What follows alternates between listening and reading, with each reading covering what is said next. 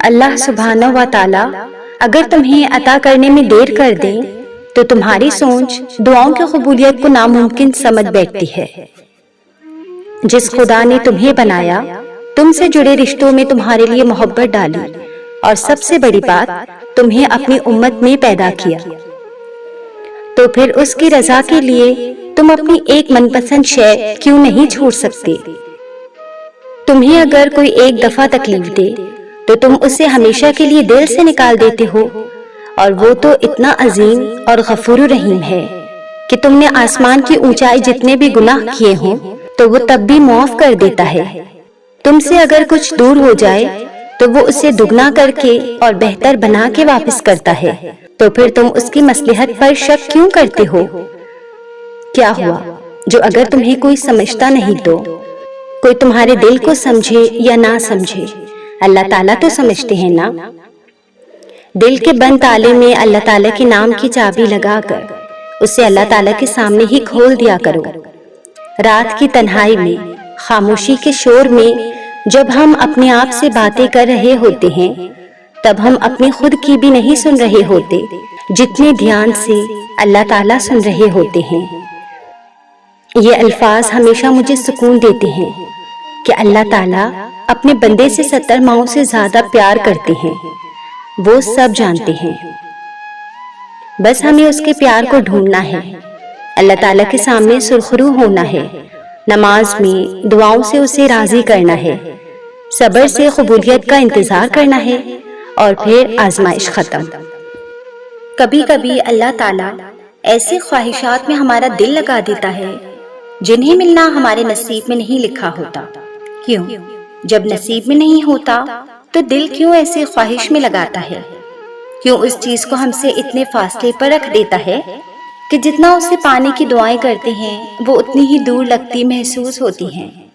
کیونکہ اللہ تعالیٰ تمہیں اس مقام تک لانا چاہتے ہیں جہاں صرف اس کے محبوب بندے ہوتے ہیں، وہ مقام جہاں تک سب کی رسائی نہیں، وہ مقام جہاں تمہارا صبر، تمہارا توکل، تمہارے آنسو، تمہارے سجدے اور تمہاری عبادتیں تمہیں اس کا پیارا بناتی ہیں۔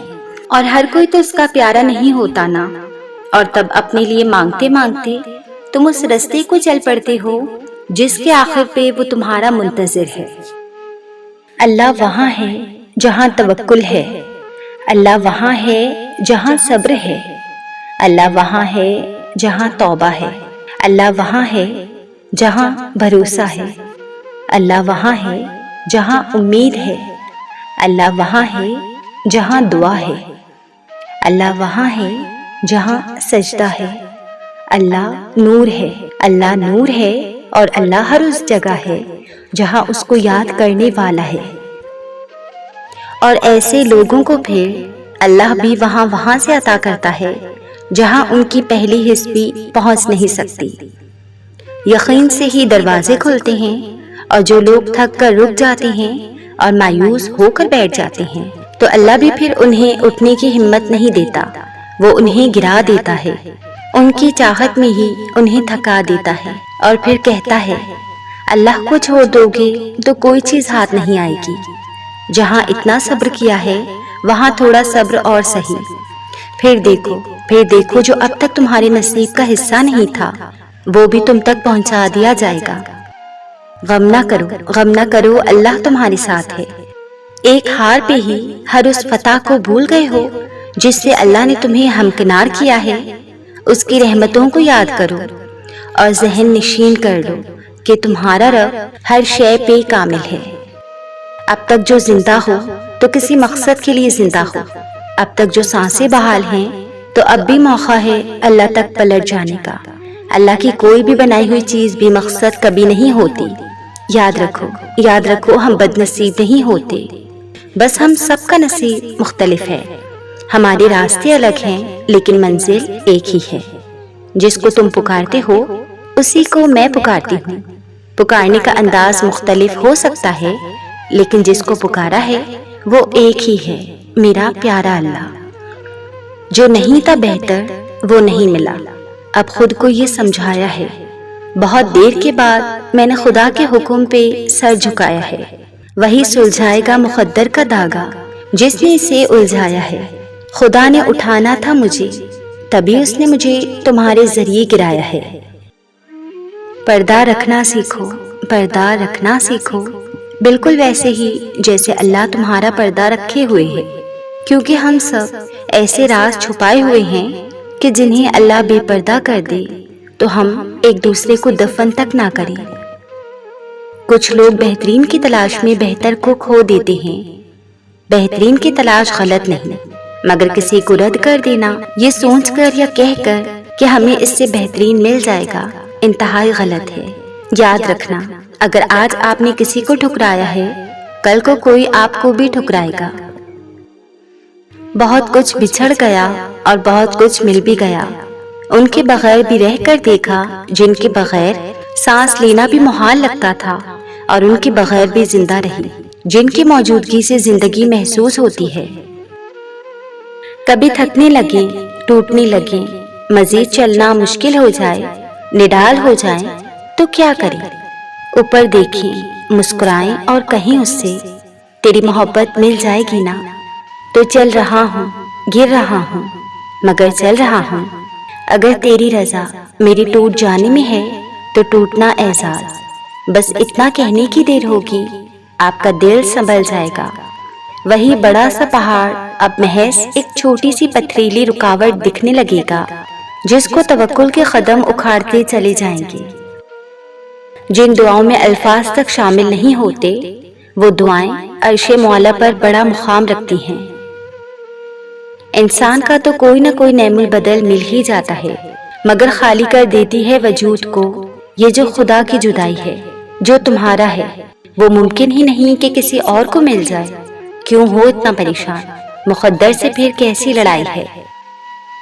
عجیب ہے، عجیب ہے یہ دل کہ بیزار بھی ہے اور اسے معجزے کا انتظار بھی ہے۔ مت بھولو، مت بھولو کہ جس کو تم نے گناہ کرتے دیکھا ہے اس کا گڑ گڑا کر معافی مانگنا نہیں دیکھا، اور ہو سکتا ہے کہ اس کی ندامت اللہ کو تمہاری دن رات کی تسبیح سے زیادہ پیاری ہو۔ اور جب تم واپس لوٹو گے تو تم یہ دیکھ کر حیران رہ جاؤ گے کہ وہ اب تک اسی جگہ پہ موجود ہے، اس انتظار کے ساتھ کہ تم بس یہی ایک راستہ جانتے ہو کہ جب اسے اپنی غرض سے ڈھونڈنے کے لیے آؤ گے تو اسی راستے سے آؤ گے۔ ایسا نہیں ہے کہ لکھا ہوا نصیب بدل نہیں سکتا، ایسا نہیں ہے کہ جو چھن گیا ہے وہ اب واپس مل نہیں سکتا۔